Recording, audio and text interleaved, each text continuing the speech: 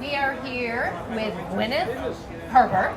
Yes. Coming to us from England, I believe. That is, you believe correctly, yes. And just gave a very fun show. I've been to a lot of shows here, and I see people having a good time, but they were really having a good time at yours. Well, we were having an amazing time too, yeah. Now, you started at the very old age of 3 years old playing the piano. When was it that you knew that this was your calling? Probably from about that time. My parents have an embarrassing story about me. From when I was 18 months old, I was a very late walker, actually. I still struggle with it quite a lot. Walking? Yeah, walking is hard. But I was always talking and mainly singing from a very, very young age. And my parents took me on holiday to Devon in the south of England. And I was just singing. And this lady came up to my parents and said, "Is that your daughter?" And they said, "Yes." And she said, "Well, she's singing." And they said, "Yeah, we can't shut her up." And she said, "How old is she?" And they said, 18 months. And she said, "Well, she's actually also singing in perfectly in tune, and this is really kind of bizarre. So you should really go and sort that out, encourage that." So they sent me to a method of learning music called the Kodai method, and I've been singing ever since. Was it in your family? Do you have a lot of musical people, or were you just sort of an anomaly? Well, my parents aren't musicians, but they're real music lovers. So I grew up listening to, my dad liked jazz and blues, Nat King Cole, Ella Fitzgerald, Nina Simone, Billie Holiday. My mum loved all the 1960s brilliant kind of singer-songwriter canon, Joni Mitchell, Janis Ian. So I grew up in a real music-filled household and a music-loving household. And my sister also is very musical, although not a musician. So it's in there somewhere, not quite sure where, but I was just always surrounded by music, and it was always my favorite thing in the world. And you don't just do jazz. I love what they call you in your bio. You're a musical adventurer. But look at this list of things. 6 albums, 4 musicals. Let's stop there and talk about your musicals. Okay, yeah, this is quite a new thing, I guess, for me. Over the last 4 years, I've been working with some brilliant artists and playwrights and directors and making all sorts of kind of theatrical projects. So I love working interdisciplinarily. That is a word. Because it's kind of like it's creating and animating stories in multiple dimensions, not just musically. So I worked with a great playwright called Diane Samuels to write a musical called The A to Z of Mrs. P, which is based on the true story of this wonderful British eccentric artist, Phyllis Pearsall, who in 1932 walked every single street of London and mapped them and invented a guide called the A to Z map. And so I wrote that, and then I'm also working on a musical film art installation piece about the great socialist revolutionary director Joan Littlewood. So I love writing about eccentrics and also working in dialogue with communities to make these. So I'm working with some East London kids, kind of from rough gang culture, to animate these stories. Joan Littlewood was a great believer that you shouldn't bring the theatre to the people. So you shouldn't bring the people to the theatre, you should bring the theatre to the people. And everybody has a voice that's valid, and that's something that I really believe in.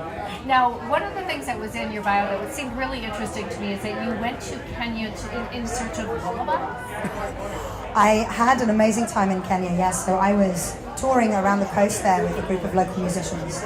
And whilst there, I also went and collected folk songs and stories from a lot of the young people around, especially around Mombasa, and we made musical instruments and a lot of noise, or kelele in Swahili, in the slum schools around there.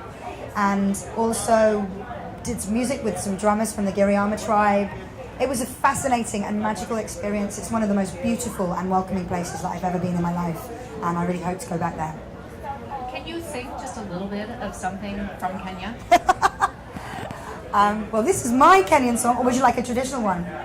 This is a beautiful song that was taught to me by some of the kids in the school that I worked in outside Mombasa. It was Baskeliango, yeah, Baskeliango, yatarabete, totoliolo, totoliolo.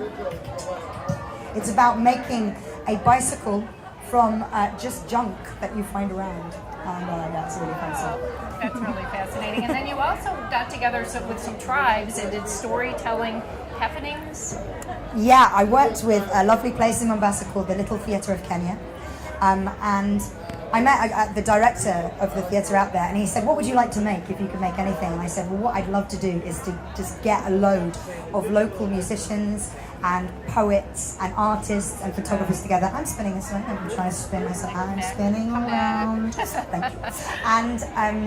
And kind of make something together. So we had this great weekend where we all came together and devised a storytelling event about what it is to be from Mombasa. So it was such a huge education for me, and there were people, I think there were people from 7 or 8 different tribes speaking all those different languages, those different mother tongues, as well as Swahili and English. And I worked with a fantastic orphanage choir called the Gates of Joy Orphanage, and we put this together under the Mombasa stars, and it was utterly beautiful. And one of the most humbling experiences of my creative life, I was working with this orphanage choir, and I've been working with them a lot. They were utterly beautiful from the age of about 3 to up to 18. And just before we went on stage, they were being really coy with me, which was unusual because we knew each other a lot by then, and they were just kind of just a bit bashful and not meeting my eye. So I said, what's going on, guys? And they said, oh, nothing, Bueno, nothing. I thought, okay, it's just because they're nervous. What is it? So we opened the show with my Swahili song, Wapi Rafiki, and in the opening bars, they all just slipped straight into this meticulously choreographed dance routine that they had prepared as a surprise for me as my leaving present. Did you cry? I cried. I mean, I couldn't even remember any English, let alone any Swahili. It was one of the most beautiful presents I've ever got. And in your spare time, because you're not doing much, you've also done comedy, correct? Not intentionally. Have I? Comedy?